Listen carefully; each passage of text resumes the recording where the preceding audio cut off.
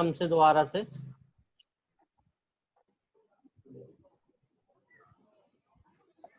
जी खुशबू जी।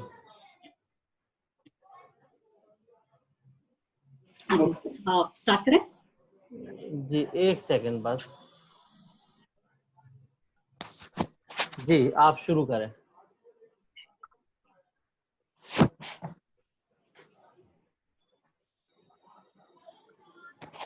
हाँ जी, तो मैं फाइनेंशियल क्राइम्स की बात कर रही थी। फाइनेंशियल क्राइम स्पेशली बैंकिंग या डिजिटल फ्रॉड। बैंकिंग और डिजिटल फ्रॉड बहुत ज्यादा हो गया है आज, अगर हम पिछले कुछ समय की बात करें, और स्पेशली अभी पिछले 3 महीने की अगर हम बात करें, बिकॉज ऑफ लो सिक्योरिटी। अगर हम बोले इतना सिक्योरिटी लेवल हमारे घर के एनवायरनमेंट में नहीं होता है, हमारे वाईफाई सिक्योर नहीं है, हमारे सिस्टम सिक्योर नहीं है, और जैसे मैंने बताया कि हमारा स्क्रीन टाइम इतना बढ़ गया है कि हम हर चीज की इंफॉर्मेशन गैदर करने की कोशिश कर रहे हैं, हम हर चीज पे क्लिक करते हैं, हम हर चीज के बारे में जानने की कोशिश करते हैं। एक अगर मैं सिर्फ इसी की बात करूं कि अगर कोई सस्पिशियस एक्टिविटी नहीं भी हो रही है क्लिक करने के बाद में, तो बहुत बार ये सिनेरियो होता है कि ये आपके वो लैपटॉप पे या आपके डेस्कटॉप आपके डिवाइस पे वो 2-2 महीने तक बैठे होते हैं। एक एग्जांपल मैं आपको दूंगी, ये रियल एग्जांपल है। एक कॉर्पोरेट सीईओ थे बहुत बड़े, जिनके सिस्टम में बहुत टाइम तक वो कोशिश कर रहे थे कि वो बिजनेस सेंटर में अभी इसी टाइम पे जाए, वो नहीं हो पाया, तो बहुत टाइम तक उन्होंने उसके बच्चे के सिस्टम में किसी गेमिंग के थ्रू एंटर करके रखा हुआ था। जब वो बच्चे के सिस्टम से किसी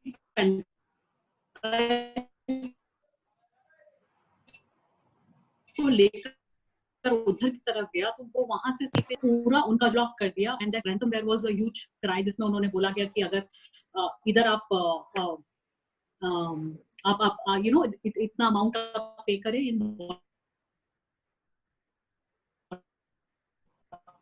फॉर्म, बी इट बिटकॉइन और समथिंग, या तो फिर आजकल आई थिंक लॉ फर्म्स भी नहीं बची है। रिसेंट आई थिंक 7 महीने पहले एक अटैक हुआ है यूएस लॉ फर्म पे, जो आई थिंक उनके पास में डेटा था to a level, Priyanka Chopra was one of the India and I think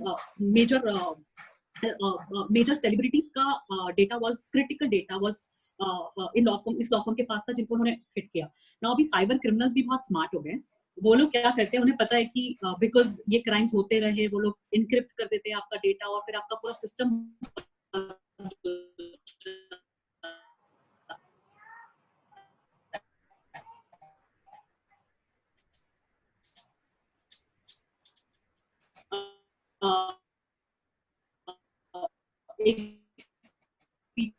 हुआ था, आई थिंक इक्विटी जो नॉट क्लियर। मैं कंटिन्यू करूं? जी जी। हाँ जी, तो उन्होंने पूरा सिस्टम उनका ब्लॉक कर दिया था।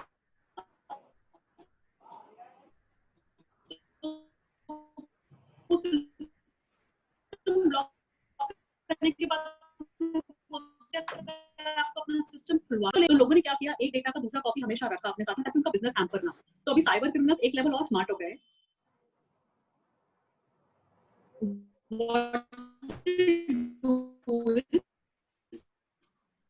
वो आपका अगर हम जीडीपीआर की बात करें, तो अगर डेटा ब्रीच हुआ है आपके एंड से, और अगर आपने यूजर का डेटाबेस प्रिवेसी अगर उसकी इन्फ्रिंज होती है यूजर की, तो आपके ऊपर 2 से 4% ग्लोबल टर्नओवर की पेनल्टी लग सकती है।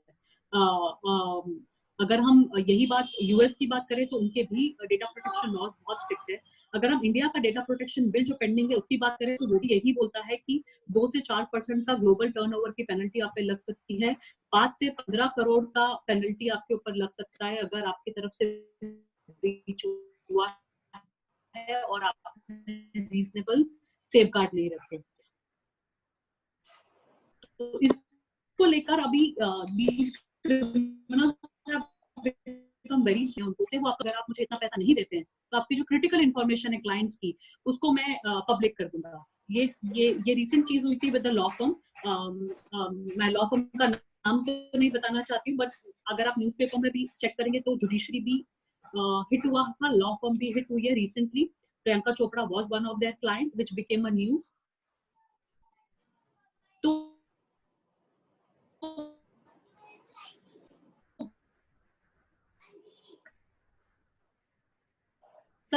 Critical and as a law firm हमारे पास इतना क्रिटिकल डेटा होता है एज अ यूजर, तो हम भी इससे एब्सटेन्ड नहीं है कि आप उनको की सिक्योर रखें। इसी पे अगर हम डेटा प्रोटेक्शन बिल की बात कर रहे हैं और उससे अगर हम आगे जाए, जब मैं फाइनेंशियल क्राइम्स की जो फिर से बात कर रही थी, टाइप्स ऑफ फाइनेंशियल क्राइम्स अगर मैं आपको बताऊं तो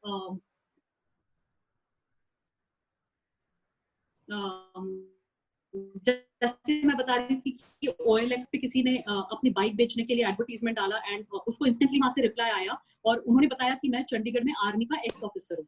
तो जब आर्मी का एक्स ऑफिसर हुआ तो पहला लेवल स्क्रूटिनी खत्म हो जाता है, वो बोलते हैं कि अरे बहुत सिंसियर होंगे। उन्होंने बोला मैं इंटरेस्टेड हूँ खरीदने में।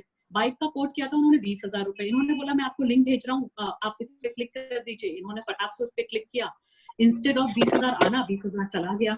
तो उन्होंने वापस इंस्टेंटली वहीं फोन किया, कहते अरे सर ये तो मेरे पास आ गया है, शायद कुछ गड़बड़ हो गई है, मैं आपको एक और लिंक भेजता हूँ, मैं 20,000 रुपए आपको वापस करूंगा आपका, और आपका 20,000 भी दूंगा, तो मैं आपको 40,000 रुपए दे रहा हूँ। इन्होंने उसी वक्त, क्योंकि हमने तो फोन नहीं किया था, इंस्टेंटली उन्हीं से फोन आया, तो इन्होंने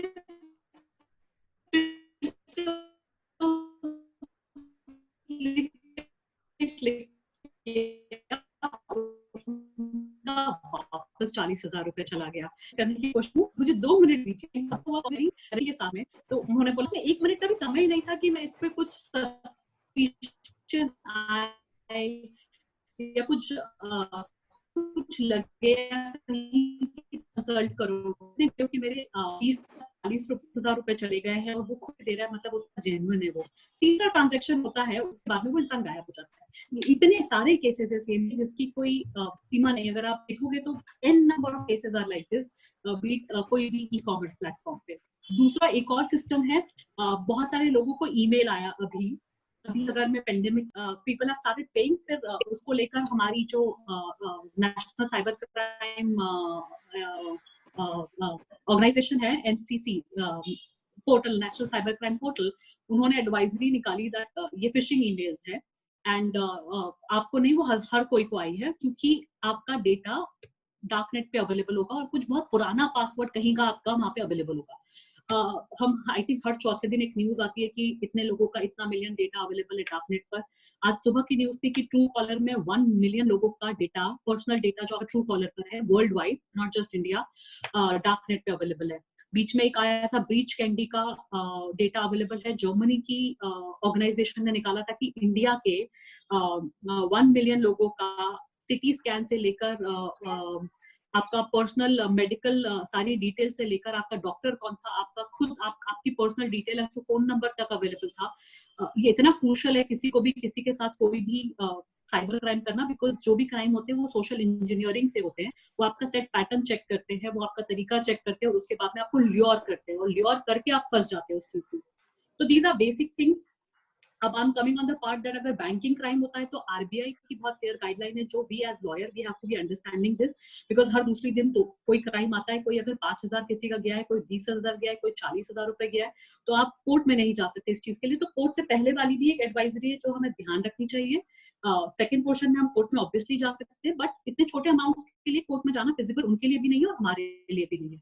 तो RBI की गाइडलाइन क्या बोलती है इसमें? RBI की गाइडलाइन बहुत क्लियरली बोलती है कि अगर आपका कोई डेटा ब्रीच हुआ है जिसमें अनऑथराइज्ड ट्रांजैक्शन की जो हम बात करते हैं, जैसे कि अगर आपने OTP नहीं दिया, वो किसी और के किसी ने हैक किया या कॉन्ट्रीब्यूटरी नेग्लिजेंस से हुआ या बैंक की गड़बड़ से हुआ, बैंक के यहाँ पे कोई ब्रीच हुआ या बैंक के सिस्टम में गड़बड़ थी और कोई क्रिमिनल उसमें एंटर करके गया है, तो उस केस में एज अ कस्टमर मेरी जीरो लायबिलिटी है।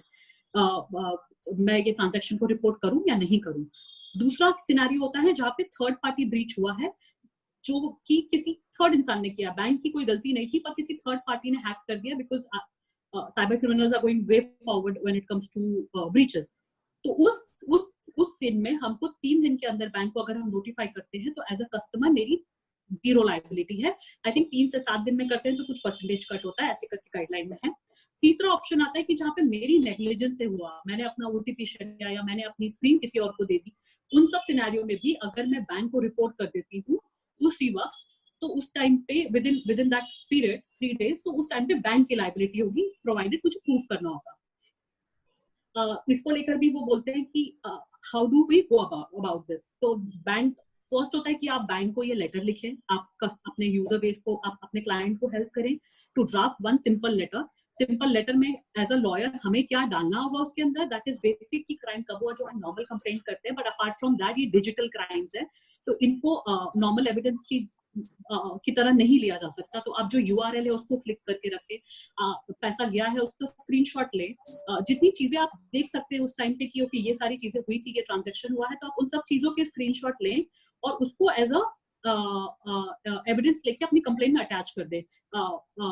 बेसिक चीजें उसमें होनी चाहिए as to date, time and occurrence and bank कौन सा था और इंसिडेंट कैसे हुआ। अभी अगर इस पे भी 3 महीने तक बैंक, हर बैंक का डिफरेंट क्राइटेरिया है, 1 से 3 महीने, अगर बैंक जवाब नहीं देता है तो वी एज लॉयर और as independent also to tell them, आप CMS www.cms.rbi.org.in, मैं रिपीट करती हूँ, cms.rbi.org.in, ये एक ऑनलाइन साइट है RBI की, जहाँ पे आई थिंक 22 या 24 डिफरेंट स्टेट के हिसाब से, जुरिस्डिक्शन के हिसाब से आप जाके सिंपल फॉर्म है, आप उसको अपलोड करके आप अपने बैंक में जो कंप्लेंट किया था उसको भी अटैच करके आप एज अ लॉयर वहाँ पे कंप्लेंट कर सकते हैं। आप एज अ लॉयर भी कर सकते हैं, एज अ इंडिविजुअल भी कर सकते हैं, ऑन बिहाफ ऑफ आप as a lawyer on behalf of them भी कर सकते हैं, डिपेंडिंग ऑन अभी कितना कॉम्प्लेक्स है आपका मैटर। अगर आपके पास सारे डॉक्यूमेंट अपलोडेड वहाँ पर है तो बैंकिंग ओम्बड्समैन जो है वहाँ का, वो आपको बुलाएगा या नहीं बुलाएगा ये डिपेंड करता है, वो आपको पर्सनल हियरिंग के लिए बुलाएगा डिपेंडिंग कितना सीरियस केस है। अगर यहाँ पे भी बात नहीं बनती है तो उसके बाद में आप बैंकिंग ओम्बड्समैन के इस ऑर्डर को अगर हुआ है सॉल्व तो ठीक है, नहीं हुआ है आप चैलेंज करना चाहते हैं तो विदिन 30 डेज आप इस ऑर्डर को चैलेंज कर सकते हैं। इसको और आई थिंक दूसरा तरीका हम सबको पता है कि हम सीधे कंज्यूमर कोर्ट में जा सकते हैं या हम नॉर्मल केस फाइल कर सकते हैं। So this is one way of doing things. अगर हम ओनर्स की बात करें तो बर्डन ऑफ प्रूफ इसमें जाता है बैंक की तरफ, बर्डन ऑफ प्रूफ यूजर का नहीं है, बट हमारे लिए बेनिफिशियल होगा हम जितना एविडेंस कलेक्ट कर सकते हैं उतना एविडेंस कलेक्ट करके लगा दें ताकि हेल्प करे, but burden of proof bank का है। दूसरी चीज है, जब जुरिस्डिक्शन की हम बात करते हैं तो जहां पे वो बैंक का आपका जिस बैंक में आपका ब्रांच था उस जगह का जो ब्रांच है दैट बिकम्स योर जुरिस्डिक्शन। अगर आप RBI की वेबसाइट पे जाएंगे तो वो स्टेट वाइज आपसे मांगेगा इस वेबसाइट पे, तो आप उस पे जा सकते हैं। आई थिंक फाइनेंशियल क्राइम्स को लेकर डिजिटल क्राइम को लेकर ये one specific can be one basic crimes. अगर अभी के में जो नए नए टाइप के क्राइम आने लगे हैं उनकी अगर मैं बात करूं कि किस टाइप की मोडस ऑपरेंडी ये लोग क्रिमिनल्स यूज करने लगे हैं, तो अगर अभी के हम देखें तो एक बिजनेस ईमेल कॉम्प्रोमाइज BEC जो होता है वो आता है आपके पास में।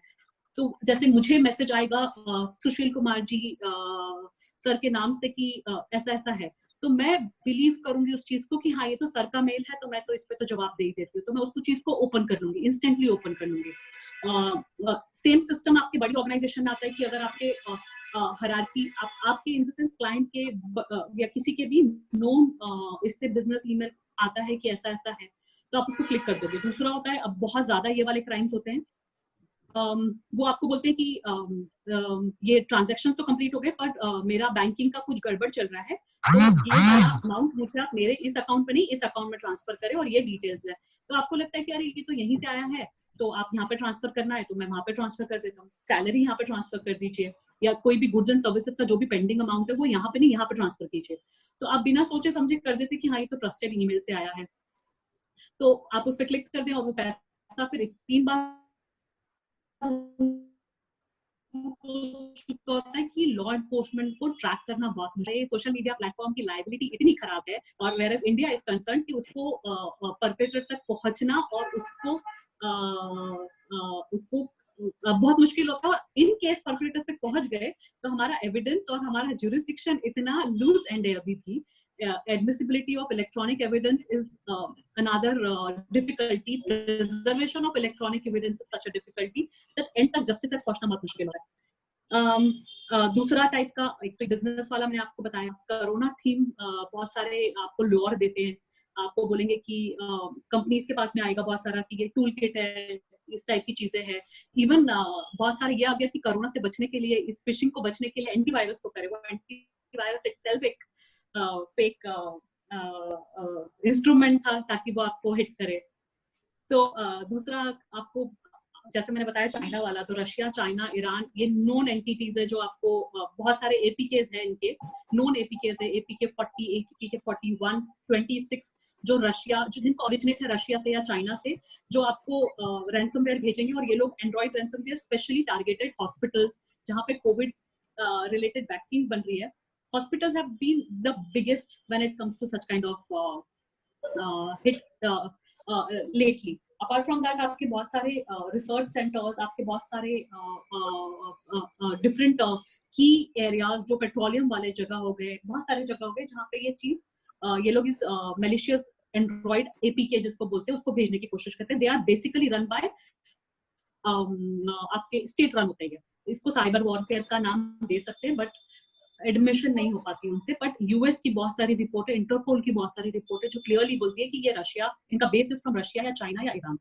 अभी कॉर्पोरेट या इंडिविजुअल के लिए लेसन्स की बात करते हैं वो कि आपको ये करना चाहिए, तो वो मतलब इस टाइप के दे वेंट। सोशल इंजीनियरिंग इतना स्ट्रांग हो गया है कि वो आपको मेल आएगा आपके सीनियर से, आपको एज टू आपके क्लाइंट्स को, कि ऐसा ऐसा आपको करना है, ये करना है, ये एडवाइजरी है, आप 3 दिन आ सकते हैं, 4 दिन नहीं आना है, वर्क फ्रॉम होम करना है। तो वो इस टाइप की भी मेल्स आपको करने लगे, बिकॉज दे अंडरस्टैंड कि अभी किस टाइप की चीजें आप एकदम से खोल लेंगे।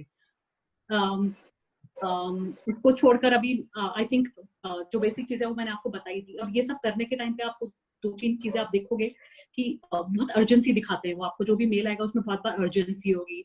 आपको बोलेंगे कि ये अथॉरिटी से आया है किसी, इमोशंस पे प्ले करते हैं वो आपके। वो बोलेंगे कि ये जो ऑफर है, जैसे फॉर एग्जांपल दूसरा वाला जो मैं ल्यूक्रेटिव ऑफर की बात करी थी, ल्यूअर की बात करी थी, कि 500 ग्लव्स मिल रहे हैं इतने ही प्राइस पे, तो आपको बहुत ल्यूक्रेटिव लगेगा।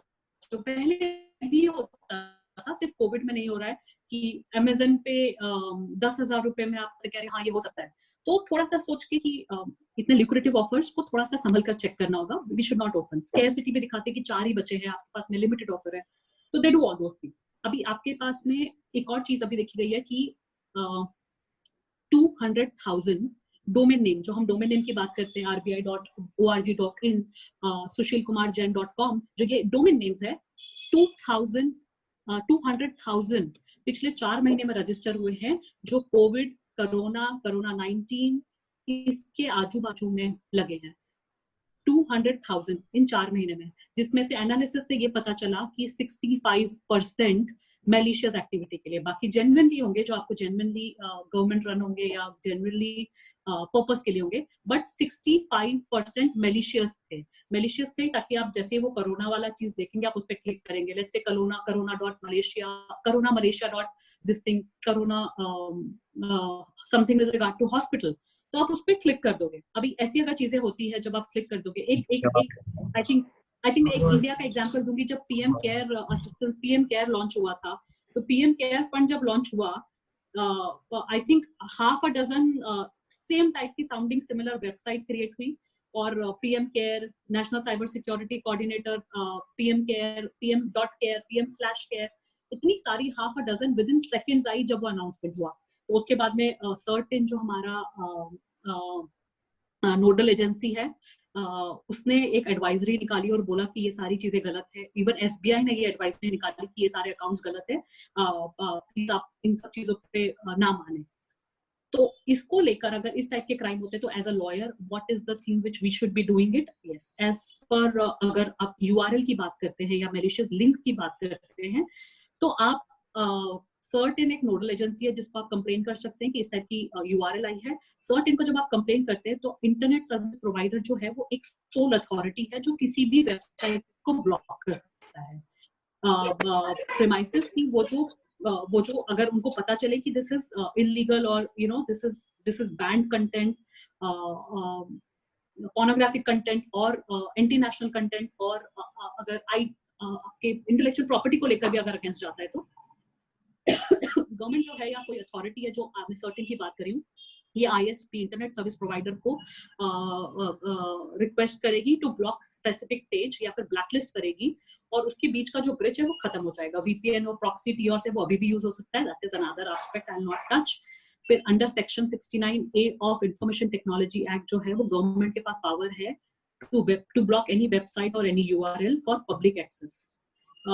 They can do that in case of sovereignty, अगर country की hit होती है, या फिर integrity of country का के पास होती है, या foreign relations की बात हो, या कोई criminal act होता है तो, या फिर सिक्योरिटी ऑफ द स्टेट की बात होती है, अमंग मेनी अदर ग्राउंड्स. तो ये करने के लिए आपको द बेस्ट इज दैट आप पूरा कंटेक्स्ट लेकर, आप इंस्ट्रक्शंस लेकर, सारे जो डिटेल्स है उसकी लेकर कि why you found this to be malicious or inappropriate or how it is, you can give this to certain after verifying the authenticity जो आपकी कंप्लेंट है उसको लेकर, वो अगर सेटिस्फाई होता है तो वो डिपार्टमेंट ऑफ टेलीकम्युनिकेशन को बोलेगा कि आप उसको ब्लॉक करें, और ISP जो इंटरनेट सर्विस प्रोवाइडर है वो उसको ब्लॉक करने के लिए काम करेगा और फिर सर्टेन को इन्फॉर्म कर देगा accordingly. So this is the process जो आपको देखना होगा. Apart from that I think इसको लेकर तो इतना ही है. दूसरा जो मैं हेल्थ सेक्टर की बात कर रही थी, मेरे पास कितना समय और है? अभी है समय, 10 मिनट और ले सकते हैं. हाँ, तो अगर मैं हेल्थ सेक्टर जो मैं बोल रही थी कि हेल्थ सेक्टर मेजर हिट है, अपार्ट फ्रॉम लॉ फर्म पे जो हिट हुआ, जुडिशरी पे जो हिट हुआ, अदर ऑर्गेनाइजेशंस, कॉर्पोरेट्स पे रोज होता है.